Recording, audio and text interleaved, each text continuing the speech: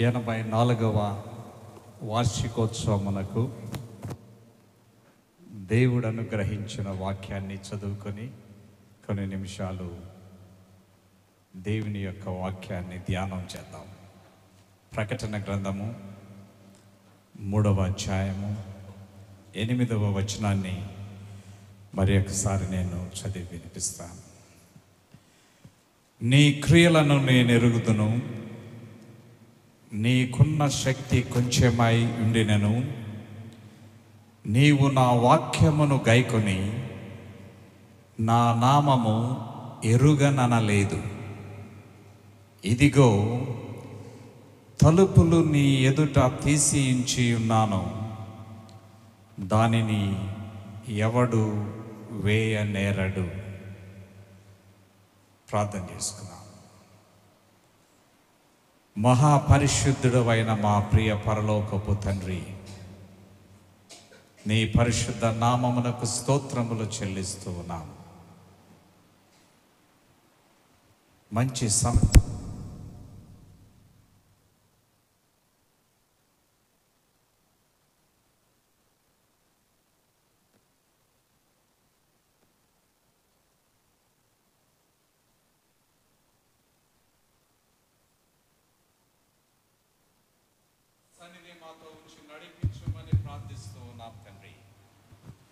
నీ ఎడతెగని సన్నిధి మాతో ఉంచి నడిపించుమని ప్రార్థిస్తూ ఉన్నాము దేవా. పాటల ద్వారా నీ నామాన్ని గణపరిచాము తండ్రి. ఈ సమయంలో వాక్యము ద్వారా నీ యొక్క నామమును గణపరిచేదానికి మేము సిద్ధపడుచు ఉండగా తండ్రి, మా యొక్క హృదయములను తెరచిన తండ్రి, శ్రేష్టమైన వర్తమానమును ఈ యొక్క రాత్రికాల సమయమున మాకు అనుగ్రహించి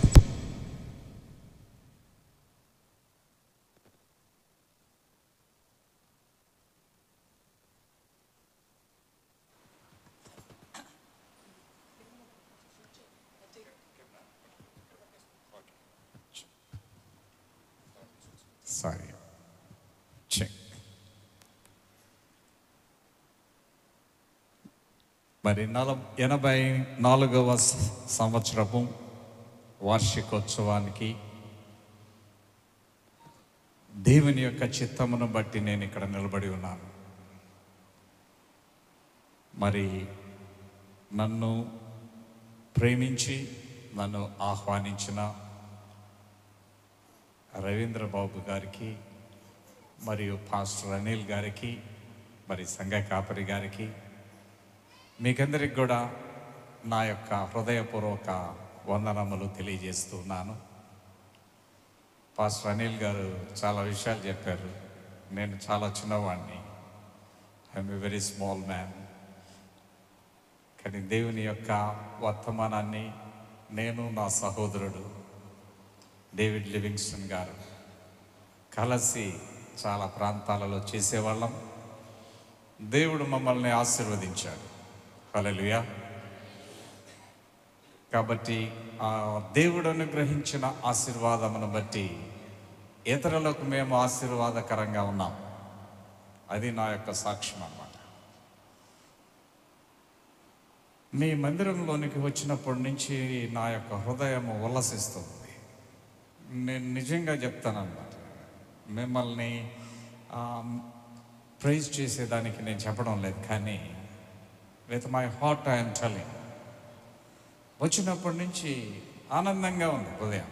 ఎందుకంటే మీరందరూ చాలా మంచిగా పాడుతూ ఉన్నారు. Good singing, true singing, beautiful music. వీళ్ళు చాలా అదరగొడుతున్నారు. మన భాష, నెల్లూరు భాషలో చెప్పాలి. నేను చాలా ఆనందిస్తున్నారు. మీరు ఎట్లా ఆనందించారైతే నాకైతే తెలియదు. I really felt happy in my heart. రెండవది నేను గమనించింది మీ యొక్క సంఘంలో ఏంటంటే వెల్ డిసిప్లిన్, చాలా డిసిప్లిన్ ఉంది మీ యొక్క సంఘం. ఒక్కొక్కరుగా వచ్చి నిలబడ్డము, పాడడము. కొన్ని సంఘాల్లో గందరగోళంగా ఉంటుంది అన్నమాట. వాళ్ళు ఇక్కడికి వచ్చితేనే వేరేటి చేస్తూ ఉంటారు. కానీ మీరు వచ్చారు, నిలబడినారు, దేవుని ఎడల భయము భక్తి కలిగి ఒక డిసిప్లిన్లో పాటలు పాడటము. This is wonderful church. అందుకనే దేవుడు ఈ సంఘమును ఆశీర్వదించాడు. ఆమేన్. 84 సంవత్సరాలు అభివృద్ధి ఏ విధంగా ఉందో చూడండి. సంఘం అనేది ఏ విధంగా ఉండాలంటే అభివృద్ధి చెందాలి. పుట్టిన పిల్లోడు ఉంటాడు, పిల్లవాడు ఏ విధంగా ఉండాలంటే ఎదగాలి, సంవత్సరం ఎదగాలి. అలాగే ఉంటే మరుగుజ్జుగా ఉంటే ఎవరు కూడా మెచ్చరు. పిల్లవాడు ఫస్ట్ పాలు తాగుతాడు, తర్వాత ఆ తల్లి ఇంకా వేరేటి పెడుతూ ఉంటుంది అన్నమాట. లాస్ట్కి చికెన్ బిర్యానీ దగ్గరికి వస్తాడు, బాగా పెరుగుతాడు అన్నమాట. పెరిగినప్పుడు పిల్లవాడిని చూస్తే ఎంత ఆనందంగా ఉంటుందో అంత ఆనందంగా ఉంటుంది. పిల్లవాడు బ్యాగ్ పెట్టుకొని బడికి పోతూ ఉంటే తల్లిదండ్రులకి ఎంత ఆనందం, బిడ్డలను చూస్తే దేవుడికి కూడా అంతే ఆనందం అన్నమాట. ఈరోజు మీ సంఘము ఈ రీతిగా ఆశీర్వదించబడి నడిపించబడుతూ ఉందంటే, ఎంతగా అభివృద్ధి చెందిందంటే, ఫస్ట్ ఆనందించేది ఎవరంటే దేవుడు. హల్లెలూయా, హల్లెలూయా. నేను దారిలో వచ్చేటప్పుడు పాస్టర్ గారు అనిల్ గారు చెప్పారు, సార్ ఈరోజు కొత్తగా ఏసీలు బిగించారు సార్ అన్నారు. ఎంత డెవలప్మెంట్ చూడండి. అన్ని చర్చిలకి ఏసీలు ఉండవు, మన చర్చుకుంది ఏసీ అంటే just by the grace of God. దేవుని కృప, అందరికీ రాదు. దేవుడు కొంతమందిని ఆ విధంగా ఆశీర్వదిస్తూ పోతాడనమాట. ఎందుకంటే వారు ఎప్పుడు కూడా ఆశీర్వాదకరంగా ఉండాలనేది ఆయన యొక్క చిత్తం అన్నమాట. కాబట్టి ఈ సంఘాన్ని దేవుడు ఆశీర్వదిస్తున్నాడనే ఆ యొక్క సత్యాన్ని నేను మరలా మీకు గుర్తు చేస్తున్నాను. మరి కూర్చున్నప్పుడు 84 సంవత్సరాలు అని చెప్పాడు పాస్టర్ గారు. అబ్బా, ఈ 84 సంవత్సరాల్లో వెనక ఎంతమంది ఉన్నారు అనేది లెక్కేసుకోవాలి. ఈరోజు ఎన్ని ఆశీర్వాదాలు ఇచ్చాడు అనేది లెక్కేసుకోవాలి. ఎంతమంది కృషి చేశారో ఈ యొక్క సంఘానికి గుర్తు చేసుకునే దినం అన్నమాట ఇది. It is a day of thanks giving, కృతజ్ఞత చెల్లించే దినం ఈరోజు.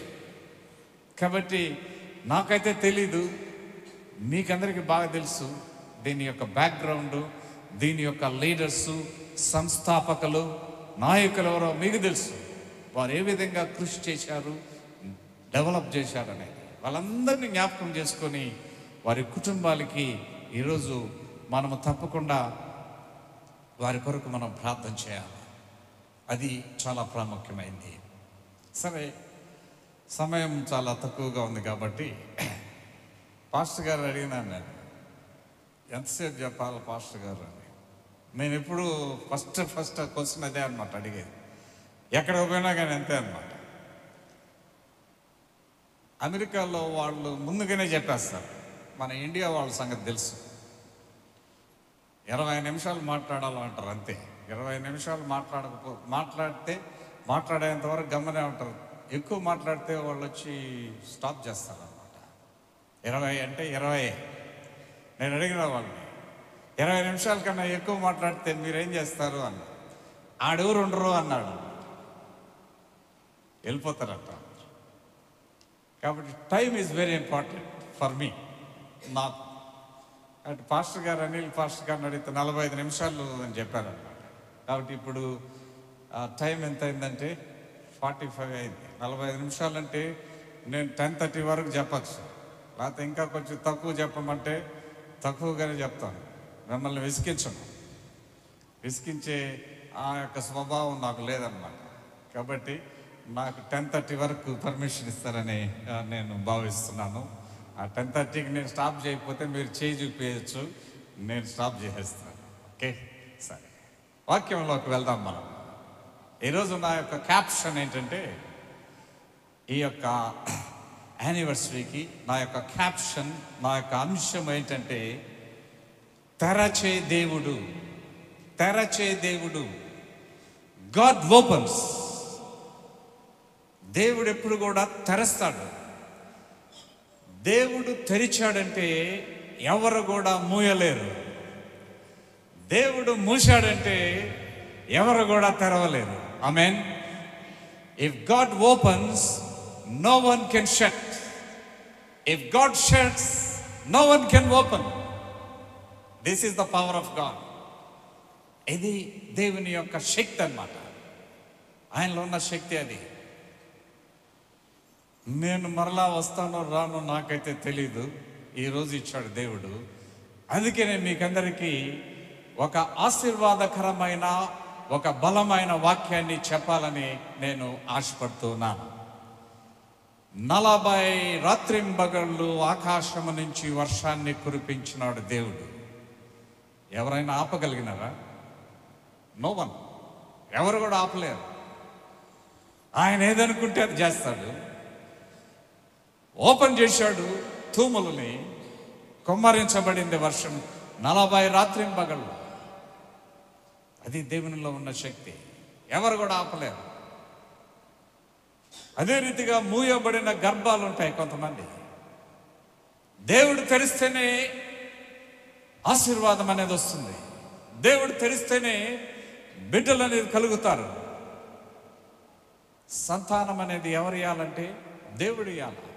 కుమారులు యెహోవా అనుగ్రహించు స్వాస్థ్యము అని వ్రాయబడి ఉంది. God has to open.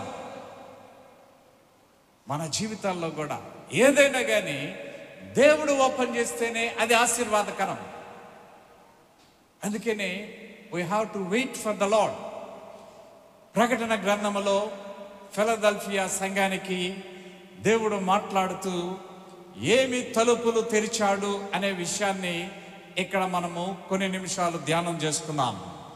ఇదిగో తలుపు నీ ఎదుట తీసి ఉంచి ఉన్నాను, దానిని ఎవడును వేయనేరడు. తలుపులు తీసినప్పుడు ఏం చేయాలంటే లోపలికి ప్రవేశించాలి. ఆమేన్. తలుపులు తీసినప్పుడు బయటనే ఉంటే ఏమవుతుంది, లోపలికి వస్తే ఏమవుతుంది అనేది నా సబ్జెక్ట్ ఈరోజు. మన ఇళ్ళకు కూడా ఎవరైనా వస్తారు. వచ్చినప్పుడు మనం ఏం చేస్తామంటే తలుపులు తీస్తాం. తలుపు తీస్తానే ఏం చేస్తారంటే లోపలికి వస్తారనమాట మనిషి. లోపలికి వచ్చినప్పుడు వాళ్ళకి ఆశీర్వాదకరం. బయటనే ఉంటే ఏం జరుగుతుంది అనే విషయాన్ని నేను మీకు తెలియజేస్తున్నాను ఈ యొక్క వాక్యం ద్వారా. దేవుడు ఏమి తలుపులు తెరిచాడు అనే విషయాన్ని 3 భాగాలుగా నేను తెలియజేస్తున్నాను. ఒక మంచి వాక్యం ఉంది. యెహోవా చేత ఆశీర్వదింపబడిన వాడా లోపలికి రమ్ము. ఇంకొక పదం ఉందా, బయట నిలబడనేలా. Why you stand outside when the door is open. తలుపు తెరవబడినప్పుడు నువ్వు లోపలికి ప్రవేశించాలే, కానీ బయట నిలబడి ఉంటే నీకు నష్టమే. ఏం జరుగుతుందనే విషయాన్ని నేను బైబిల్ గ్రంథం ద్వారా మీకు తెలియజేయాలని ఆశపడుతున్నాను. చనిపోయిన తర్వాత పరలోకానికి వెళ్తాం. భార్యాభర్తలు ఇద్దరు చనిపోయారు, పరలోకానికి వెళ్ళారంట. పరలోకపు ద్వారం దగ్గర దూత నిలబడి కొన్ని ప్రశ్నలు అడుగుతూ ఉందంట. మీరు ఈ యొక్క లోకంలో ఉన్నప్పుడు ఏం చేశారనే విషయాలను అడుగుతూ ఉంది కొంతమందిని. కొంతమంది చాలా మంచి జవాబులు చెప్తూ ఉన్నారు. ఈయన ఒక భర్త, ఈయన వెళ్ళాడంట. కొంచెం సింపుల్ ప్రశ్నలు వేశాడు. ఏమని అంటే, what is the spelling of God అని ఆ దేవదూత అడిగినప్పుడు ఆయన చెప్పాడు, GOD గాడ్. కరెక్ట్గా చెప్పావు, నువ్వు వెళ్ళొచ్చు లోపలికి, పరలోకం లోపలికి ఎంటర్ అయిపోవచ్చు. సరే, ఈయన చాలా హ్యాపీగా ఫీల్ అయిపోయి అక్కడ దాకపోయినాడంట, దూరబంధనం దాకా. మళ్ళా వెనక్కి తిరుక్కొని వచ్చాడు. వెనక్కి తిరిగి వచ్చి ఆ ప్రభు దూతతో ఒక మాట చెప్పాడు, లైన్లో నా భార్య ఉంది, లైన్లో నా భార్య కూడా ఉంది, ఆమెను మాత్రము కఠినమైన ప్రశ్న అడుగు, యుగోస్లవేకియా స్పెల్లింగ్ చెప్పు అని అడగమన్నాడు. యుగోస్లవేకియా స్పెల్లింగ్ చెప్పడం చాలా కష్టం. అది అడగమన్నాడంట భార్యని. ఎందుకు ఇది చెప్తున్నానంటే,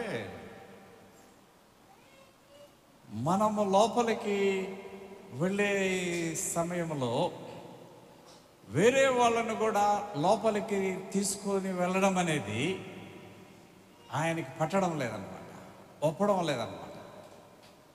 మన ప్రక్కింటోళ్ళు లోపలికి రావడం మనకి ఇష్టం ఉండదు. కొన్నిసార్లు వాళ్ళు అలాగే ఉండాలా అని అనుకుంటామన్నమాట. ఈయన భర్తగా ఉండి భార్య లోపలికి వచ్చేది ఇష్టపడడం లేదన్నమాట. ఈ విధంగా ఉంటారన్నమాట కొంతమంది. మరి లోపలికి వస్తే ఏమవుతుంది, బయట ఉంటే ఏమవుతుంది అనే విషయాన్ని ఈరోజు మనము కొంచెము విపులీకరించి మరి ధ్యానం చేద్దాం. 3 తలుపుల గురించి నేను చెప్పాలని ఆశపడుతూ ఉన్నాను. మొట్టమొదటిది రక్షణ తలుపులు, డోర్స్ ఆఫ్ సాల్వేషన్. రెండవది సహవాసపు తలుపులు, డోర్స్ ఆఫ్ ఫెలోషిప్. మూడవది ప్రార్థనా తలుపులు, డోర్స్ ఆఫ్ ప్రేయర్. మొట్టమొదటి దానికి వద్దాం, రక్షణ తలుపులు. యోహాను సువార్త 10వ అధ్యాయము 9వ వచనం. యోహాను సువార్త 10వ అధ్యాయము 9వ వచనం. నేనే ద్వారమును, నా ద్వారా ఎవరైనా లోపల ప్రవేశించిన ఎడల వాడు రక్షింపబడిన వాడై లోపలికి పోవచ్చు, బయటికి వచ్చుచు మేత మేయుచుండెను. ఇది మొట్టమొదటి తలుపు. ఇక్కడ ఏం రాయబడిందంటే, నేనే ద్వారాన్ని, నేనే ద్వారము, నేనే మార్గము. ఎవరైతే లోపలికి వస్తారో వారు రక్షింపబడతారు అని వాక్యములో రాయబడి ఉంది. యేసు ప్రభువుని ఏ విధంగా పోలుస్తారంటే, ఒక కాపరిగా పోలుస్తారు. మరి ఆయన యొక్క శిష్యుల్ని, ఆయన యొక్క ప్రజల్ని దేంతో కంపేర్ చేస్తారంటే, గొర్రెలతో కంపేర్ చేస్తారు. నా గొర్రెలు నా స్వరము వినును అని వ్రాయబడి ఉంది. ఆయన మనకు కాపరి కాబట్టి ఆయన యొక్క గొర్రెలు ఆయన యొక్క స్వరాన్ని వినాలి. గొర్రెల యొక్క బుద్ధి కొంచెము ఇన్నోసెంట్గా ఉంటాయి. గొర్రెలు చాలా ఇన్నోసెంట్గా కనబడతాయి అన్నమాట. అందుకనే గొర్రె దాటు అంటూ ఉంటారు. ఒకసారి ఒక ఆయన ఒక మోటార్ సైకిల్ వేసుకొని వస్తూ ఉన్నాడు. 4 జంక్షన్స్ అక్కడ ఉన్నాయి. 4 జంక్షన్స్ దగ్గర అక్కడ స్కూటర్ నిలిపాడు. నిలిపి ఇట్ట పైన చూశాడు అన్నమాట. పైన చూసి అట్టే ఉన్నాడు. చేతికి అట హ్యాండిల్స్ పట్టుకొని ఉన్నాడు. పైన అట్టే చూస్తూ ఉన్నాడు. అట్టే చాలాసేపు చూస్తూ ఉన్నాడు. వెనకాల ఇంకొక కారు వచ్చింది. ఆ కారులో 4 ఉన్నారనమాట. ఆ 4 కూడా ఈయన ఎందుకు పైకి ఇట్టు చూస్తూ ఉన్నాడు అని చెప్పి వాళ్ళు కూడా 4 దిగేశారు. దిగేసి ఈయన దగ్గరికి వచ్చి ఈ 4 కూడా పైన చూస్తూ ఉన్నారు. వెనకాల ఇంకొక బస్సు వచ్చింది. బస్సులో వాళ్ళు కూడా దిగినారు. ఏంది పైన చూస్తూ ఉన్నారని చెప్పి వాళ్ళు కూడా పైన చూస్తూ ఉన్నారు. ఇక్కడ చూస్తూ ఉంటే ట్రాఫిక్ జామ్ అయిపోయింది. అందరూ పైకి చూస్తూ ఉన్నారనమాట. అక్కడ ఒక తెలివైన ఆయన ఉన్నాడు. ఆయన వచ్చాడు ముందుకి. ఎందుకు వీళ్ళు ఈ విధంగా చూస్తూ ఉన్నారు అని చెప్పి అందరినీ అడుగుతా వచ్చారు. ఎందుకు చూస్తున్నారు మీరు అంటే, వాళ్ళు చూస్తున్నారు అందుకనే మేము చూస్తున్నాము. కారు వాళ్ళని అడిగితే ఆయన చూస్తున్నాడు, మేము చూస్తున్నాం. లాస్ట్కి ఆ స్కూటర్ మీద కూర్చొని పైకి చూసి ఆయన దగ్గరికి వచ్చి తట్టి, అయ్యా ఎందుకు చూస్తున్నావు అంటే పైకి చూస్తున్నావు అంటే ఆయన అన్నాడు అనమాట, గమనుండు అన్నాడు. ఎందుకు చూస్తున్నావు అని మళ్ళీ అడిగితే ఆయన ఏం చెప్పాడంటే, నాకు మెడ నొప్పి పట్టుకునింది అందుకే నేను పైన చూస్తూ ఉన్నాను అదే రీతిగా అన్నాడు అనమాట. నేను ఎందుకు చెప్తున్నానంటే, మనము మంచి జ్ఞానము ఉపయోగించి మన యొక్క లైఫ్లో ముందుకి సాగి వెళ్ళాలి. చర్చికి ఎందుకు పోతున్నాము అని అడిగితే ఆన్సర్ చెప్పాలి మనం. కొంతమంది ఏం చెప్తారంటే, మా అమ్మ నాన్న పోతున్నారు అందుకని నేను పోతున్నాను. That is not the answer. లేకపోతే మా తాత వాళ్ళు కట్టించారు అందుకనే పోతున్నానని చెప్తారనమాట. అది కాదనమాట. మనం ఎందుకు చర్చికి పోతున్నామంటే దేవునిని ఆరాధించేదానికి పోతున్నాం, దేవునిని మహిమపరిచేదానికి పోతూ ఉన్నాం. మరి ఈ యొక్క గొర్రెలు లాంటి ఆ యొక్క స్వభావము ఉన్నప్పటికీ, మంచి స్వభావం ఉన్నప్పటికీ జ్ఞానం అనేది మనకు ఉండాలి. అందుకనే బయట ఉన్నప్పుడు ఏం జరుగుతుంది అనే విషయాన్ని మనం చూద్దాం. చర్చికి బయట ఉన్నప్పుడు ఏం జరుగుతుంది, ఈ గొర్రెలు బయట ఉన్నప్పుడు ఏం జరుగుతుంది అనే విషయాన్ని మనం గమనిద్దాం. యోహాను సువార్త 10వ అధ్యాయము 1వ వచనాన్ని చదువుదాం. గొర్రెల దొడ్డిలో ద్వారమున ప్రవేశింపక వేరొక మార్గమున ఎక్కువాడు దొంగయు దోచుకునివాడునై ఉన్నాడు. కాబట్టి మనము బయట ఉంటే ఏం జరుగుతుందంటే, ఒక ఆయన వస్తాడనమాట మన దగ్గరికి. ఆయన పేరు అక్కడ రాస్తుంది. ఏం పేరు అంటే దొంగ. దొంగ ఏం చేస్తాడమ్మా? దొంగ ఏం చేస్తాడంటే దోచుకుంటాడు. బయట ఉన్నావా, దొంగ వచ్చి దోచుకుంటాడు. లోపలికి వచ్చావా, నీకు రక్షణ. బయట ఉంటే దోచుకుంటాడు. ఏం దోచుకుంటాడంటే నీ ఆరోగ్యాన్ని దోచుకుంటాడు, నీ అనురాగాన్ని దోచుకుంటాడు, నీ ఆప్యాయతను దోచుకుంటాడు, నీ సమాధానాన్ని దోచుకుంటాడు, నీ ఐక్యతను దోచుకుంటాడు, సమస్తాన్ని దోచుకుంటాడు. దొంగలో ఉండే లక్షణం అది అనమాట. ఇంట్లో దొంగలు పడినారనుకోండి, వాడు వచ్చినప్పుడు ఏం చేస్తాడంటే వాడికే తెలియదు అనమాట. అదే రీతిగా మనం బయట ఉన్నామంటే, సంఘానికి బయట ఉన్నామంటే దొంగ వస్తాడు. దొంగ వచ్చి దోచుకుంటాడు. ఒక శత్రువు నంబర్ 1 దొంగ. రెండవ శత్రువుని గురించి నేను మీకు తెలియజేస్తాను. 10వ అధ్యాయము 5వ వచనం. 10వ అధ్యాయము 5వ వచనం. అన్యుల స్వరము అవి ఎరుగవు గనుక అన్యుని ఎంత మాత్రమును వెంబడింపక వాని యొద్ద నుంచి పారిపోవునని మీతో నిశ్చయముగా చెప్పుచున్నాను. చాలు. రెండవ శత్రువు, మొట్టమొదటి శత్రువు దొంగ. రెండవ శత్రువు ఎవరంటే అన్యుడు. ఇద్దరు మాట్లాడుతూ ఉంటారు. ఒకరు వచ్చి అన్యుడు, రెండవ వ్యక్తి యేసయ్య. అన్యుడు అంటే యేసుని ఎరగనివాడు. మరి అన్యుడు మాట్లాడుతూ ఉంటాడు, కాపరి పిలుస్తూ ఉంటాడు, అన్యుడు కూడా పిలుస్తూ ఉంటాడు. మరి మనము ఎవరి దగ్గరికి వెళ్ళాలా? ఈరోజు ఏం పోతావులే చర్చికి, బీచ్కి పోదాం మనం అంటాడు. వచ్చి చర్చికి ఈరోజు లీవ్ పెట్టు అంటాడు అన్యుడు. కాబట్టి బయట ఉన్నప్పుడు మనం చాలా జాగ్రత్తలు పాటించాలా, చాలా మెలకువలతో ఉండాలా. దొంగ ఒక ప్రక్కన వస్తాడు, అన్యుడు ఇంకొక ప్రక్కన వస్తాడు. మూడవ శత్రువు యోహాను సువార్త 10వ అధ్యాయము 12వ వచనం. జీతగాడు. ఆ జీతగాడు గొర్రెల కాపరి కాడు. చాలమ్మా. జీతగాడు ఏం చేస్తాడంటే, ఇక్కడ జీతగాడిని మనం ఏమనుకోవచ్చు అంటే సమర్పణ లేని సేవకులు అనుకోవచ్చు. గొర్రెలకు కీడు వస్తే గొర్రెల కాపరి ఏం చేయాలంటే ఆ గొర్రెలని కాపాడాలి. కానీ కొంతమంది ఏం చేస్తారంటే తప్పించుకుంటారన్నమాట. జీతగాడే. తోడేలు వచ్చిందనుకోండి, గొర్రెల కాపరి ఏం చేస్తాడంటే తోడేలను చూసి పారిపోతాడు. కానీ కొంతమంది ఏం చేస్తారంటే ఆ తోడేలుని ఏ విధంగానైనా చంపేయాలని ప్రయత్నం చేస్తారు. ప్రయత్నం చేసి గొర్రెలను కాపాడుకుంటారు. మరి జీతగాడే.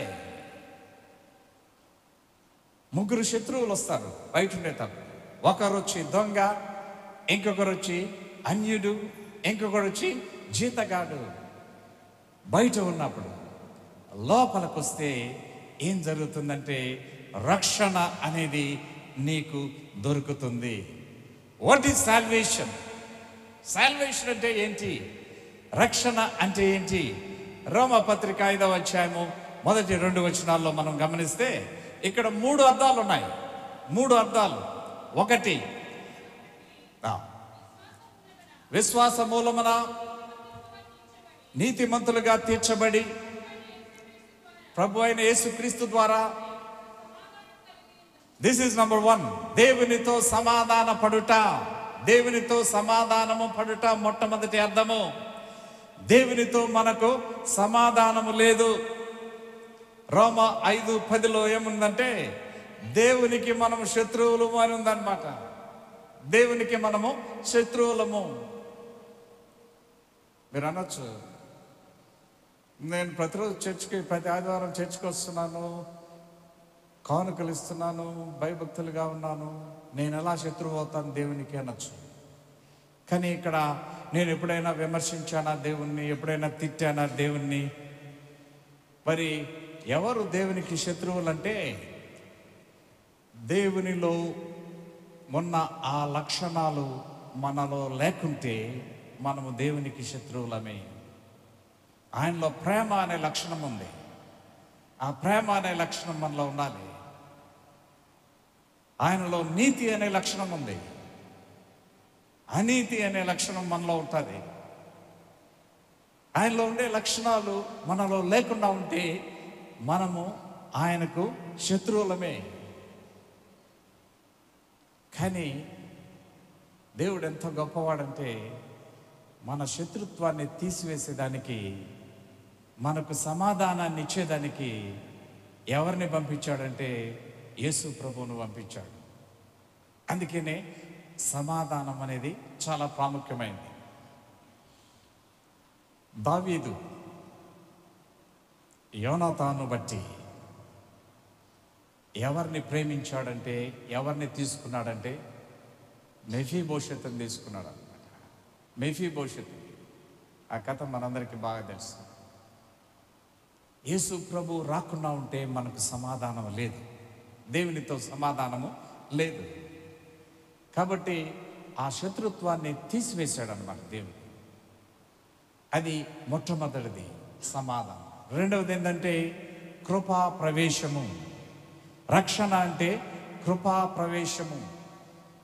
ఎవరైనా బాగున్నారా అంటే మనం ఏం చెప్తామంటే దేవుని కృప వలన మేము బాగా ఉన్నామండి అంటాం. వివాహం అయిందా అంటే దేవుని కృప వల్ల మంచిగా వివాహం అయింది. ఉద్యోగం దొరికిందా అంటే దేవుని కృప. ఈరోజు మనం బతుకున్నామంటే దేవుని కృపే, గాడ్స్ గ్రేస్ అన్నమాట.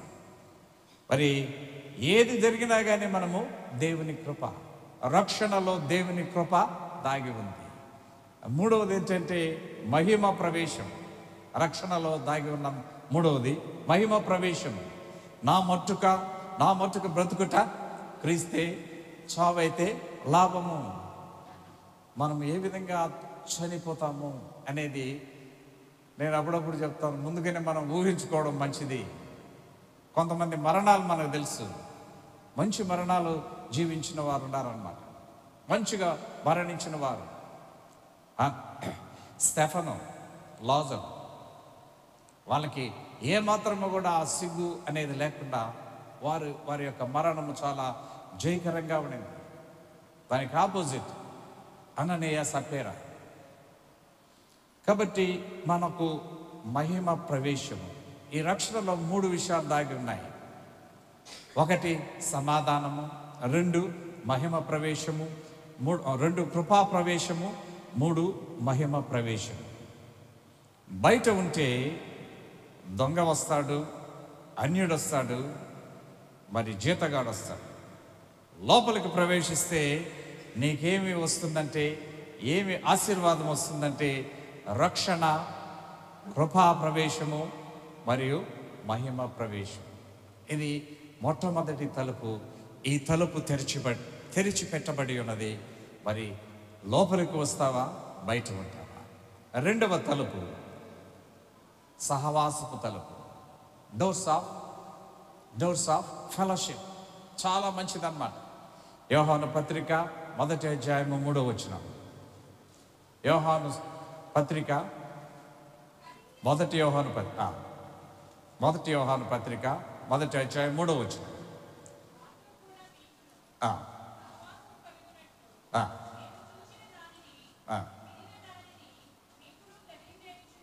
ఓకే, అక్కడ ఏముందంటే సహవాసం అనేది ఉంది. సహవాసము చాలా ప్రాముఖ్యం. ఒక వచనాన్ని మీకు గుర్తు చేస్తాను. కీర్తనలు 1:1 పిల్లలు కూడా అందరూ చెప్పేస్తారు.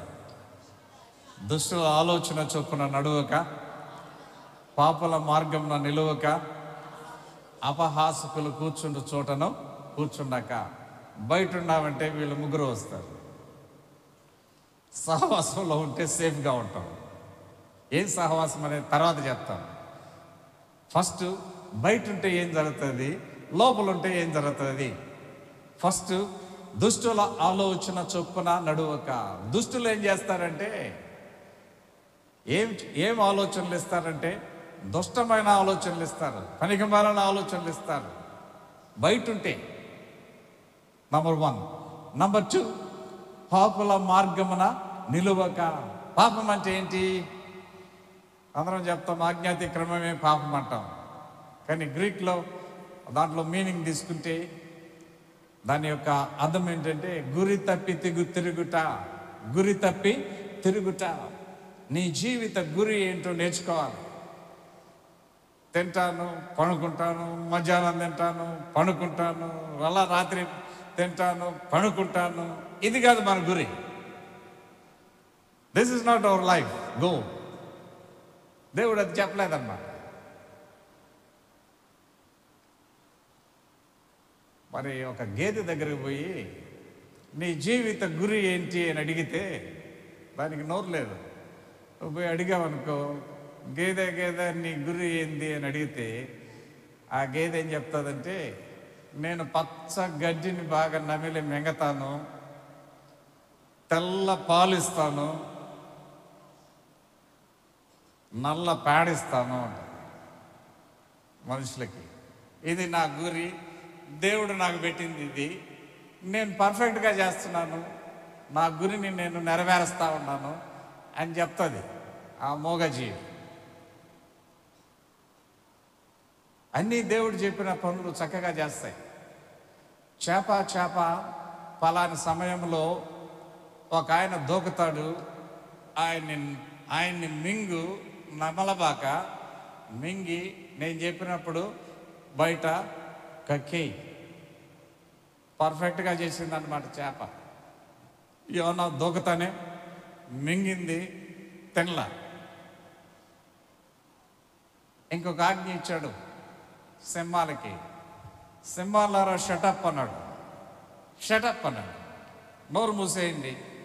నా దైవజనుడు అక్కడికి వస్తాడు, నా బిడ్డ అక్కడికి వస్తాడు, నోరులే మాత్రం తెరవబాకండి, షటప్ అన్నాడు సింహాలకి.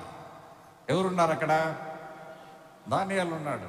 అన్ని పిల్లులు అయిపోయినాయి పర్ఫెక్ట్గా చేసి.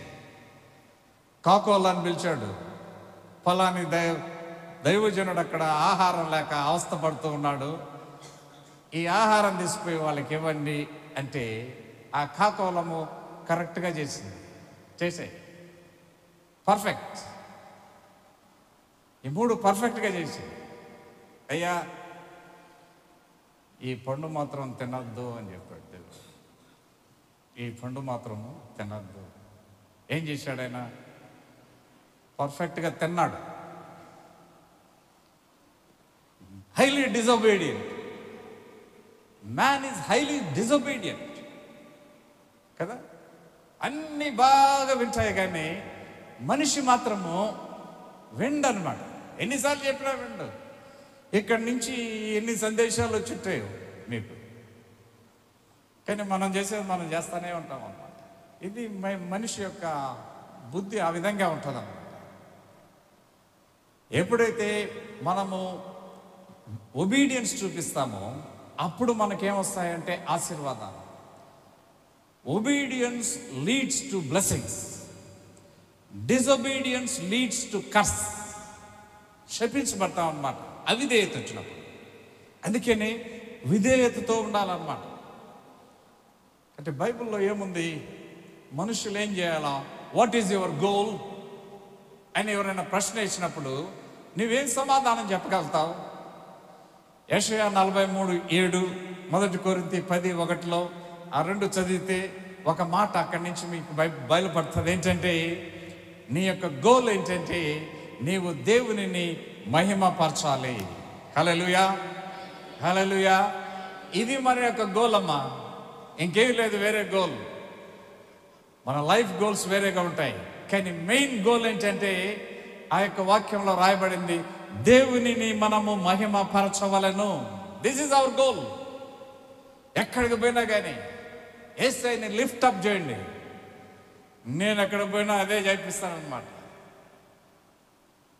నన్ను గణపరచువానిని నేను గణపరిచేదను. ఇది మనం చేయాల్సింది. కాబట్టి పాపుల మార్గము రెండవది. మూడవది, అపహాసకులు కూర్చుండు చోటను కూర్చుండక. అపహాసకులు అంటే అర్థం ఏంటి? మనల్ని ఏం చేస్తారు? ఎగతాళి చేస్తారు అపహాసకులు. మన నెల్లూరు భాషలో ఒక పదం ఉపయోగిస్తారు మనం అందరం. ఏంటంటే సెటైర్లు వచ్చేవాళ్ళు అనమాట అపహాసకులు. భలే సెటైర్ వేస్తున్నాడు రావిడు అంటారు. ఇతర వ్యక్తి బాధపడుతూ ఉంటే దాన్ని చూచి నవ్వేవాడు అపహాసకుడు. ఎంత కష్టమో చూడండి, ఎంత బుద్ధిహీనత. అపహాసకులు కూర్చున్న చోటను కూర్చున్నారు. బయటున్నావా దుష్టులు వచ్చి ఆలోచనలు చెప్తారు. బయటున్నావా పాపులు వస్తారు నీ దగ్గరికి. బయటున్నావా అపహాసకులు వచ్చి నిన్ను అపహాస్యం చేస్తారు. బయట ఉంటే లోపలికి వస్తే ఏ విధంగా ఉంటుందో ఒకసారి ఆలోచన చేయండి. లోపలికి వస్తే ఏ విధంగా ఉంటుందంటే సహవాసం అనేది ఉంటుంది. సహవాసం.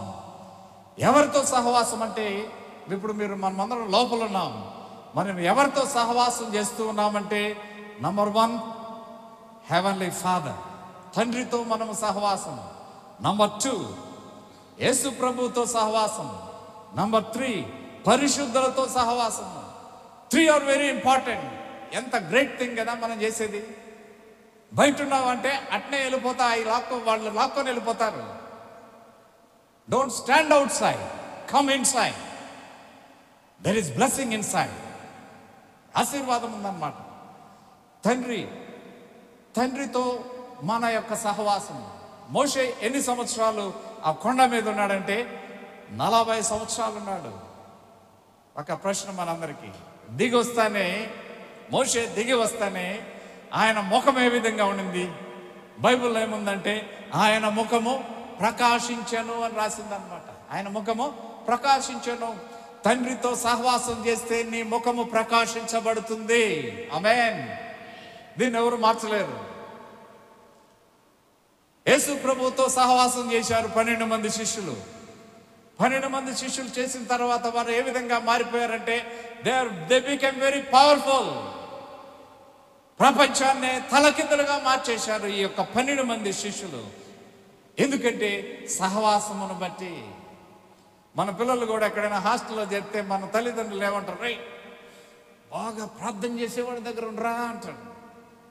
బాగా బైబిల్ చదివేవాడి దగ్గర ఉండరా, వాడితో స్నేహం చేయరా అంటారు. సోదగా తిరిగేవాడితో చేయమంటారా? చేయరు, చెప్పమన్నమాట. సహవాసము ఈజ్ వెరీ ఇంపార్టెంట్. ఎక్కడికి పోయినా కానీ. మూడవది ఏంటంటే పరిశుద్ధులతో సహవాసము. పరమ తండ్రితో సహవాసం చేస్తే నీ యొక్క ముఖము కాంతితో వికసిస్తుంది. 12 మంది శిష్యులు కూడా యేసు ప్రభుతో సహవాసం చేశారు. లోకాన్ని, ప్రపంచాన్నే మార్చేశారు అన్నమాట, తలకిందులు చేశారు. హెబ్రీ 10:5 ఒక మాట ఉంది, పరిశుద్ధుల యొక్క సహవాసము. పరిశుద్ధుల యొక్క సహవాసము. పరిశుద్ధులతో మనము సహవాసము చేయవలెను. పరిశుద్ధులతో మనము సహవాసము చేయకుంటే మనకు కొంచెము కష్టం కలుగుతుంది అన్నమాట. కరోనా వచ్చినప్పుడు చర్చెస్ లేవు. ఎక్కడ ఆరాధన చేసుకునే వాళ్ళంటే ఇళ్ళల్లో టీవీ పెట్టుకొని, లేకపోతే ఈ మెసేజ్ అక్కడికి వెళ్ళేదన్నమాట. ఇప్పుడు ఇది ప్రాబ్లం అయిపోతుంది. ఏంటంటే చర్చికి రావా అంటే నేను అక్కడ ఇంట్లో చూసుకుంటాను అంటారు. సరే, దానికి మరలా వస్తాను. ఇంతకుముందు మనకు బొగ్గుల పొయ్యి ఉండేది. బొగ్గుల పొయ్యి, బొగ్గులన్నీ వేస్తాం. బొగ్గు ఎట్టుంటుంది మనకు తెలిసినల్లుగా ఉంటుంది. దానికి ఇంకొకటి వేస్తామన్నమాట. నిప్పు కణం ఒకటి వేస్తాం. వేసిన తర్వాత విసిరిన తర్వాత ఆ యొక్క బొగ్గులన్నీ ఏమవుతాయంటే నిప్పు కణాలుగా మారిపోతాయి. దాని ద్వారా వంటలు కానీ ఏదో ఒకటి చేసుకుంటాం. ఈ మధ్యలో ఒకటి జరుగుతుంది అన్నమాట. అన్నీ ఒకటిగా ఉంటాయి, అన్నీ ఒకటిగా వెలుగుతూ ఉంటాయి, బాగా వేడి వస్తూ ఉంటుంది. ఒకటి మాత్రం ఏమవుతుందంటే ఎగిరట పడుతుంది అన్నమాట. ఒకటి మాత్రము ఎగిరట పడుతుంది. సంఘాల్లో జరిగే విషయం చెప్తున్నాను అన్నమాట. అట పక్కన పడుతుంది. కొంచెం సేపటికి ఏమవుతుంది, అది ఫూ అని ఊపంది. అది ఏ రంగులో మారుతుంది? నల్లది ఏ రంగులో మారుతుంది? బూడిద రంగులో మారిపోతుంది. ఫూ అని ఊపుతానే బూడిద పైకి వస్తుంది అనమాట, బయటకు వస్తుంది. సంఘాల్లో కూడా ఇటు జరుగుతూ ఉంటుంది అనమాట. బాగుంటారనమాట అందరూ. ఒక బొగ్గు మాత్రం ఎగిరట పడుతుంది. ఎందుకు పడుతుంది అనేది మనకు తెలుసు. ఆ బయటపడిన ఆ యొక్క బొగ్గు ఏ విధంగా మారిపోతుందంటే ఈ బూడిదలాగా మారిపోతుంది కొంతకాలానికి. కాబట్టి మనము సహవాసములో గట్టిగా ఉండడము చాలా మంచిది. సహవాసాన్ని వదిలిపెట్టకూడదు. అందుకని వేరే దేశాల్లో మనం గమనిస్తే వాళ్ళు ఏం చేస్తారంటే చర్చ్ అయిపోతేనే అక్కడ బయట కాఫీ, టీ, బిస్కెట్స్, స్నాక్స్ అవన్నీ పెడతారన్నమాట. చర్చ్కి వచ్చిన వాళ్ళు ఎవరు వెళ్ళిపోరు. వెంటనే చర్చ్కి వచ్చిన వాళ్ళు ఎవరు వెళ్ళిపోరు. వాళ్ళు ఏం చేస్తారంటే అక్కడ నిలబడి కొంతసేపు మాట్లాడుకొని, ఇంటి విషయాలు అవి ఇవి మాట్లాడుకొని కొంతసేపు అయిన తర్వాత వెళ్తారన్నమాట. సంఘములో ఉండాల్సింది ఏంటంటే సహవాసం. ఒకవేళ మీరు వచ్చారంటే సంఘానికి 10 మందితో మాట్లాడడం మంచిది, షేర్ చేసుకోవడం మంచిది. మన కష్టాలని, బాధల్ని లైక్ మైండెడ్ పీపుల్తో షేర్ చేసుకోవడం మంచిది. అది మన యొక్క సహవాసాన్ని ఏం చేస్తుందంటే మంచిగా రెట్టింపు చేస్తుంది అన్నమాట. మన యొక్క విశ్వాసాన్ని పెంపొందింపజేస్తుంది. దేవునిలో ఎదిగేదానికి మనము ముందుకు వస్తామన్నమాట. పరిశుద్ధులతో నాకేం పని అండి, నా ఇష్టము, నేను ఎక్కడికైనా పోతాను అంటారు కొంతమంది. ఒక్కొక్క ఆదివారము ఒక్కొక్క చర్చికి పోయే వాళ్ళు ఉన్నారు కొంతమంది. ఒక్కొక్క ఆదివారము ఒక్కొక్క చర్చి. ఈ ఆదివారం ఈ చర్చి, ఆ ఆదివారం ఇంకొక చర్చి, ఆ ఆదివారం ఇంకొక చర్చి. ఏదైనా స్కూల్లో చేరినప్పుడు ఒకే స్కూల్లో చేరస్తామా, లేకపోతే 5-6 స్కూల్లో చేరస్తామా? ఒకే స్కూల్లో చేరస్తాం. ఒక వారం ఒక స్కూలు, 10 రోజులు ఇంకొక స్కూలు, 15 రోజులు ఇంకొక స్కూల్లో ఉన్నాం. ఒకే స్కూల్లో చేరస్తాం. ఒకే స్కూల్లో ఉండాలి. మన ఇంటి దగ్గరనే ముగ్గేసుకోవాలి. వేరే దగ్గర పోకూడదు. ఎన్ని కష్టాలు వచ్చినా కానీ, ఎన్ని బాధలు వచ్చినా కానీ మనము మన యొక్క సంఘంలోనే మనం ఉండాలి. ఇది ఎక్కడ దెబ్బతీసిందంటే ప్రాక్టికల్గా ఈ కరోనా టైంలో దెబ్బతీసిందనమాట. అందరూ కూడా ఇళ్లలో వాక్యం వినడము ప్రారంభించారు. వాక్యం అక్కడనే వినడము, ఆరాధన చేసుకోవడం అవన్నీ చేశారు. డబ్బులు కూడా అక్కడే వేసి ఎవరిపోయడం. ఇప్పుడు నన్ను అడిగితే కొంతమంది ఏం చెప్తారంటే, నేను ఇంట్లో చేసుకుంటున్నాను సార్ అంట, నేను ఇంట్లో వాక్యం వింటున్నాను అంటారు. కానీ ముఖ్యమైనది ఏంటంటే సహవాసం ముఖ్యం అన్నమాట. సహవాసం ముఖ్యం. ఇంటిలో వాతావరణం వేరే, గుడిలో వాతావరణం వేరే. ఇక్కడికి వస్తేనే చూడండి, ప్రశాంతపరమైన ప్రశాంతకరమైన వాతావరణం ఇక్కడ ఉంది. అన్నీ పాలే కదా సార్ అంటారు కొంతమంది, అన్నీ పాలే కదా సార్ అంటారు. జిల్లేడు పాలు కూడా పాలే, అవి కూడా తెల్లగుంటాయి. అవి తాగుతామా? తాగం. జిల్లేడు పాలు కూడా పాలే, అన్నీ పాలు ఎట్టవుతాయి? మనం ఏ సంఘానికి ఫస్ట్ నుంచి అలవాటు పడినామో ఆ సంఘంలోనే స్థిరంగా ఉండాలనేది దేవుని వాక్యం చెప్తూ ఉంది. కాబట్టి వేరే సంఘాలకి మనము వెళ్ళకూడదు. అందుకనే లోపలికి రావాలి. మనం లోపలికి వస్తే ఏమొస్తుందంటే సహవాసం వస్తుంది. తండ్రితో సహవాసము, కుమారుడైన యేసుక్రీస్తు సహవాసము, పరిశుద్ధులతో సహవాసము, ఇది ఉంటుంది. చివరిగా ప్రార్థనా తలుపులు, doors of prayer. This is very important. కష్టాలు వస్తాయి, నష్టాలు వస్తాయి, బాధలు వస్తాయి. ఏం చేయాలా? ప్రార్థన చేయాలి. బయట నిలబడుకుంటే మనకు ప్రార్థన శక్తి లోపిస్తుంది. లోపలికి రావాలి. బయట నిలబడుకుంటే ఏం ఉపయోగిస్తావంటే నీ జ్ఞానాన్ని ఉపయోగిస్తావు. బయట నిలబడుకుంటే నీ యొక్క బలాన్ని ఉపయోగిస్తావు. లోపలికి వస్తే ప్రార్థన ఉంటుంది. 10 మంది ప్రార్థన చేస్తారు. ప్రతి నిత్యము ప్రార్థన జరుగుతుంది ఇక్కడ మందిరంలో. ఎక్కడైతే ప్రార్థన జరుగుతుందో మందిరంలో జరిగే ప్రార్థనని దేవుడు ఆలకిస్తాడు. బయట ఉన్నావా, అలాగే నువ్వు వేరే మార్గాన్ని చూసుకుంటావు. కానీ లోపలికి వచ్చినప్పుడు నీవు దేవుని యొక్క శక్తిని పొందుకుంటావు. నీ యొక్క కష్టాలు, బాధలు ప్రార్థన ద్వారా దేవుడు నెరవేరుస్తాడు.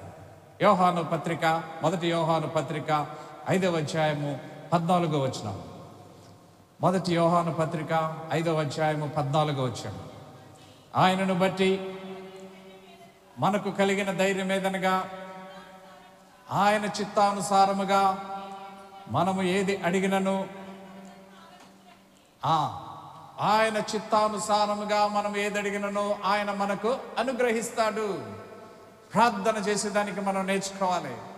క్రైస్తవులుగా మనం నేర్చుకోవాల్సిన ప్రాముఖ్యమైనదంటే ప్రార్థన మనకు ఒక వెన్నెముక లాంటిది. దేవునితో మాట్లాడాలంటే ఒకే ఒక మార్గము ఏంటంటే ప్రార్థన ద్వారానే మనం మాట్లాడగలుగుతాం. అంతే, ఇంకేం లేదన్నమాట. ప్రార్థన అంటే ఏంటంటే మీరు చాలా రెఫరెన్సెస్ చెప్తారు, చాలా డెఫినేషన్స్ చెప్తారు. కానీ ప్రార్థన, నా యొక్క డెఫినేషన్ ఏంటంటే, నా యొక్క మాట ఏంటంటే, ప్రార్థన ఈజ్ ఈక్వల్ టు రిలేషన్షిప్. సంబంధం ఉండాలి దేవునితో. సంబంధం ఉంటేనే దేవుడు ఏదైనా ఇస్తాడు మనకు. నా కొడుకున్నాడు, ఫోన్ చేస్తాడు. ఫోన్ చేసి, డాడీ నాకు ఒక 10,000 కావాలా అంటాడు. ఎందుకరా అంటే పలాని ఫీజు కట్టాలి. వెంటనే నేను ఫోన్ పే చేసి వెంటనే పంపిస్తాను. ఇప్పుడు ఈ అమ్మాయి ఉంది, ఈ అమ్మాయి నాకు ఫోన్ చేసి నాకు 10,000 కావాలి సార్ అంటే నేను ఇస్తానా? నేను ఇవ్వను. ఎందుకు ఇవ్వనంటే ఆమె ఎవరో నాకు తెలియదు, నాకు సంబంధం లేదు. నా కొడుకు అంటే నాకు సంబంధం ఉంది, నాకు తెలుసు. వాడితో నేను ప్రతి నిత్యము నేను మాట్లాడుతూ ఉంటా. అందుకనే నేను పంపిస్తానన్నమాట. దేవుడు కూడా అంతే అన్నమాట. నువ్వు ప్రతి నిత్యము మాట్లాడుతూ ఉంటే సంబంధం పెరుగుతూ ఉంటుంది. సంబంధం పెరిగే కొంది ప్రేమ పెరుగుతుంది. నా బిడ్డ అడుగుతున్నాడు, గ్రాంట్, వెంటనే గ్రాంట్ చేస్తాడనమాట. ఇది ప్రేయర్ అంటే. అంతేగాని కొంతమంది ప్రార్థన చేస్తారు, ఆమెకి జ్వరం వచ్చేయాలా, లేకపోతే ఆమెకి జబ్బు వచ్చేయాలా, లేకపోతే ఆమెకి కాళ్ళు చేయబడిపోవాలా, ఇట్లాంటి ప్రార్థనలు చేస్తూ ఉంటారు కొంతమంది. ప్రార్థన ఎప్పుడు కూడా దేవునికి చిత్తానుసారంగా ఉండాలి. దేవుని చిత్తానుసారమైన ప్రార్థన నెరవేరబడునుగాక. కాబట్టి ప్రార్థన అనేది చాలా ప్రాముఖ్యమైనది. ప్రార్థన తలుపులు తెరచిబడి ఉంటాయి. లోపలికి వచ్చావా, ప్రార్థన. ఎంతమంది వస్తారు చర్చికి? చూడండి, చాలా మంది వస్తారు. వాళ్ళు వచ్చినప్పుడు అందరూ కూడా ఏం చేస్తారంటే, క్రైస్తవుల్లో ఉండేది ఒకటే, అందరూ ఇది ఒక మంచి ఊత పదం లాగా అన్నమాట. ఎవరైనా బాగాలేని వస్తారు, మనం వెంటనే ఏమంటామంటే ప్రార్థన చేస్తాం. ఈ హార్ట్ అందరికి రాదు, క్రిస్టియన్స్కే వస్తుంది. ప్రార్థన చేస్తామండి మీకోసం అంటాం. వాళ్ళు తెలియకపోయినా కానీ కదా, తెలియకపోయినా కానీ అంటాం మనం. అది వచ్చేస్తుంది అనమాట మనకు. చేసేది లేని తర్వాత సంగతి. కానీ అంటామన్నమాట, ప్రార్థన నీ కుటుంబం బాగుండాలన్నా, నీ యొక్క సంఘము బాగుండాలన్నా ప్రార్థన. ఈ సంఘం ఈ రీతిగా ఉన్నదంటే మీ అందరి ప్రార్థన. This is true. నేను చెప్పేది మీరందరూ ప్రార్థన చేస్తున్నారు కాబట్టి ఈ సంఘము ప్రతి నిత్యము కూడా దినదిన అభివృద్ధి జరుగుతూ ఉంది. 3 విషయాలు జ్ఞాపకం చేసుకున్నాను. రక్షణ తలుపులు. దేవుడు తలుపులు తెరిస్తే దాని లోపలికి ప్రవేశించాలి. నేను 3 భాగాలుగా చెప్పాను. బయట ఉంటే ఏమవుతుంది, లోపల వస్తే ఏమవుతుంది. రక్షణ తలుపులు ఒకటి. రెండవది సహవాసపు తలుపులు, డోర్స్ ఆఫ్ ఫెలోషిప్. మూడవది డోర్స్ ఆఫ్ ప్రేయర్, తెరవబడి ఉన్నాయి. కమ్ ఇన్సైడ్, లోపలికి రండి, ఆశీర్వాదాలు పొందండి. ఇక్కడేమున్నదంటే ఆశీర్వాదాలు ఉన్నాయి. ఎందుకంటే దేవుని సన్నిధి ఎక్కడ ఉంటుందో అక్కడ ఆశీర్వాదాలు ఉంటాయి. ఆమేన్. దేవుని సన్నిధి ఎక్కడ ఉంటుందో అక్కడ అద్భుత క్రియలు జరుగుతాయి. ఆమేన్. ఇంట్లో జరగవు, దేవుని మందిరంలో జరుగుతాయి. ఆమేన్. దాన్ని గుర్తుపెట్టుకుందాం మనం. కాబట్టి మీ యొక్క సంఘాన్ని ఇంకా దేవుడు ఎక్కువగా ఆశీర్వదించి అభివృద్ధి చేసి అనేక మందికి కూడా ఆశీర్వాదకరంగా ఉండాలనేది నా యొక్క ప్రార్థన. దేవుడు మిమ్మలను, మీ యొక్క సంఘమును, సంఘ నాయకుల్ని మరి అందరినీ కూడా దీవించి ఆశీర్వదించి నడిపించి కాపాడుగాక. ప్రార్థన చేసుకున్నాం. ప్రేమ కలిగిన తండ్రి యేసు ప్రభువా, నీకు స్తోత్రాలు చెల్లిస్తున్నాం తండ్రి. ఈ యొక్క వార్షికోత్సవ దినం తండ్రి,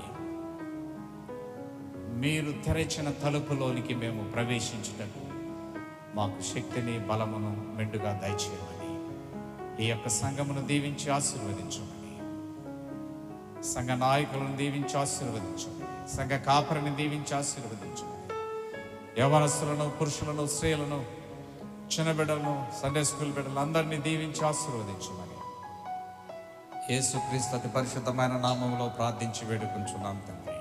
ఆమేన్.